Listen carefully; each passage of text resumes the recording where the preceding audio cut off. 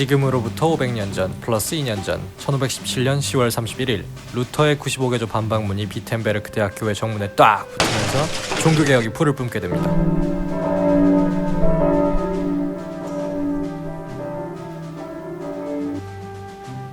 자, 그럼 여기서 질문. 종교개혁은 루터가 처음 외쳤을까요? 사실 종교개혁을 외친 사람은 루터 이전에도 있었습니다. 이 사람, 또 이 사람. 체코의 얀 후스와 영국의 위클리프. 하지만 결말은 각각 화형, 부관참시였죠. 자, 여기서 오늘의 본론입니다. 종교개혁의 선배들은 불타 죽고 관뚜껑 열려 목 따여 처참하게 끝장났던 데 반해서 과연 왜 루터만 종교개혁에 성공할 수 있었을까요? 한마디로 요약하면 딱 이 사진 한 장으로 정리됩니다. 바로 시대와 장소를 잘 만났기 때문이죠. 우선 첫째, 인쇄술의 발달입니다. 바야흐로 종교개혁으로부터 60년 전인 1450년 구텐베르크가 최초의 프린터를 발명합니다. 거기에 플러스 알파로 매우 중요했던 것, 1200에서 1400년 정도 되면 맨날 해리포터에서나 보던 동물 가죽으로 만든 비싼 양피지 대신에 드디어 서양에서도 종이를 만들 수 있게 되면서 값싸게 책을 찍어낼 수 있게 된 것이죠. 게다가 이젠 손으로 베껴 쓸 필요 없이 프린터 하나로 찍어낼 수 있으니 이젠 완전 LTE 같은 빠른 속도가 된 겁니다. 이 와중에 루터가 종교개혁을 일으킨 비텐베르크가 하필 딱 인쇄술이 발달한 도시 중 하나였습니다.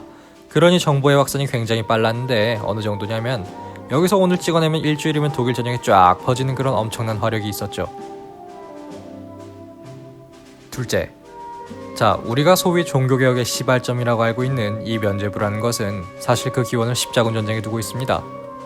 당시 교황이었던 우르반 2세가 약속하기를 야, 십자군 전쟁 중에 죽게 되면 그의 영혼은 그 자리에서 바로 천국으로 올라간다 라고 했죠. 그렇게 해서 많은 이들이 십자군 전쟁에 참여하였는데 이젠 자기가 가고파도 나이가 많거나 몸이 아파 못 간 사람들은 어떡합니까? 교황은 이때 이렇게 얘기를 하죠. 야야, 그럼 돈만 내. 아픈 걸 어떻게? 돈만 내도 참전한 걸로 퉁쳐서 네 영혼은 천국으로 갈 수 있어 라고 멘트를 날리죠. 이게 바로 면벌부의 시초입니다. 그래서 르네상스 시기가 되면 교황청의 교황도 굉장히 속물 같은 세속적인 사람들이 되어 있습니다. 뭐 이런 사람이라든가. 어쨌든 루터 종교개혁 당시 교황은 피렌체의 유명한 가문, 바로 메디치 가문의 출신 성직자였습니다. 이 가문이 아시다시피 금융, 경제 이런 세속 분야로 굉장히 뛰어난 핏줄이라 이 교황도 그런 쪽으로 도 같아서 그런지 교황청을 개보수할 때도 절대 교회 돈을 안 씁니다. 그냥 돈 있는 이들에게 기부 형태로 야, 바닥이랑 기둥에 이름 새겨줄 테니까 기부하렴, 요렇게 면죄부를 팔기도 했죠. 자, 이 와중에 이 교황이 어이, 이제 요거 완성 좀 짓자 하면서 면죄부를 찍어대고 아래 성직자들은 지방으로 행상을 돌면서 아무것도 모르는 농촌 촌사람들에게 이걸 또 팔아대기 시작하죠. 야, 이거 사면 너도 하늘 날아가고 부모님도 천국 가. 네가 낸 은어학과 헌금한 바닥에 닿아서 짤랑 소리가 나자마자 연옥 중간에 낑겨있는 너희 조상님들 그냥 바로 천국 가는 거야. 자, 하필 이걸 루터가 목격하고 야마가 빡 돌면서 1517년 10월 31일 드디어 95개조 반박문을 대학교의 정문에 땅땅 박고 그렇게 종교개혁이 시작이 됩니다. 보통 여기까지가 많은 분들이 아시는 상식의 내용이고 지금부터는 전공 수준으로 조금 더 깊게 들어가 보도록 하겠습니다. 아까 제가 시대와 장소를 잘 만났다고 말씀드렸는데 바로 이 마지막 장소에 대해 말씀을 좀 드리고자 합니다. 자, 루터가 앞선 종교개혁가들과 달리 성공할 수 있었던 가장 큰 이유는 바로 여기에 있습니다. 루터는 독일 사람이죠. 그는 결국 교황청에서 파문당했지만 많은 독일 민중들이 그를 지지했고 독일 제후들 또한 그를 후원했죠. 오죽하면 한 제후가 그를 납치해가지고 안전하게 보호를 해주기까지 합니다. 이러한 모든 지지의 밑바탕에는 바로 당시 독일 전역에 깔려있던 반로마 정서가 있었습니다. 이때 독일은 신성로마 제국의 일부로 황제는 독일 외에도 이태리, 스페인도 지배하고 있었죠. 그런데 신성로마 제국 자체가 솔직히 독일 황제 이미지가 강한 편이거든요. 근데 이 황제란 작자들이 독일은 문화경제적으로 후진 곳이다 해서 주로 이태리나 스페인에 가서 시간을 많이 보냅니다. 그러니 당연히 당시 독일 민중들은 자신들이 홀대받는다는 관념을 지울 수가 없었죠. 여기에 기름을 부었던 게 당시 기독교인들은 종교세도 내고 있었는데 웃긴 건 독일에서 거둔 종교세가 독일에서 안 쓰이고 로마 교황청으로 들어가서 쓰였다는 사실입니다. 아니 그건 그럴 수 있다고 칩시다. 근데 더욱 불공평했던 것은 그렇게 돈을 뜯어가 놓고 정작 독일에는 교황은커녕 추경 자리 하나 얻기도 쉽지가 않았으니 더더욱 로마에 대한 불만이 부글부글 끓기 시작했죠.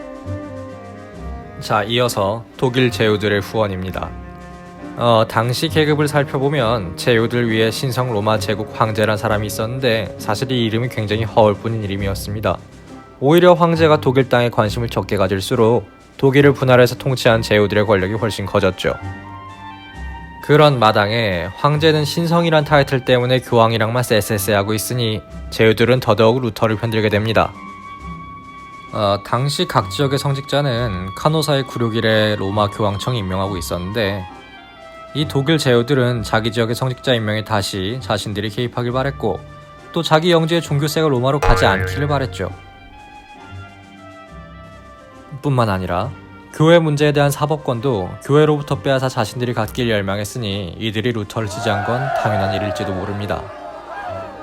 여기에 덤으로 최근 언급되는 게 당시 독일의 대학 문화인데 사실 독일의 대학은 다른 유럽에 비해 좀 늦게 생겼거든요.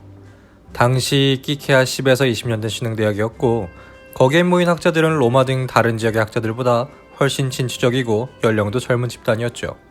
그러한 대학의 문화가 종교개혁을 가능케 했다라는 이야기도 요즘은 살살 나오고 있습니다. 이렇게 독일을 시작으로 마침내 1000년간 지속되어온 중세 기독교 세계가 분열되기 시작했습니다. 그렇게 한 40년 정도 개판 오분전이었다가 1555년 그 유명한 아우구스부르크 종교화의로 어느 정도 땜빵을 하긴 하는데 결국 종교와 신앙의 문제는 다시 골마 터지고 그로 인해 유럽은 거의 세계의 영차 대전이라 불릴 수 있는 유럽 최초의 국제전에 휩싸이게 됩니다. 자, 루터 이후 임시로 땜빵한 이 아우구스부르크 화의가 무엇이 문제였길래 다시 이런 큰 전쟁이 벌어지게 되는지 그리고 이것이 어떻게 수습되는지에 대해선 다음 시간에 다시 들고 오겠습니다.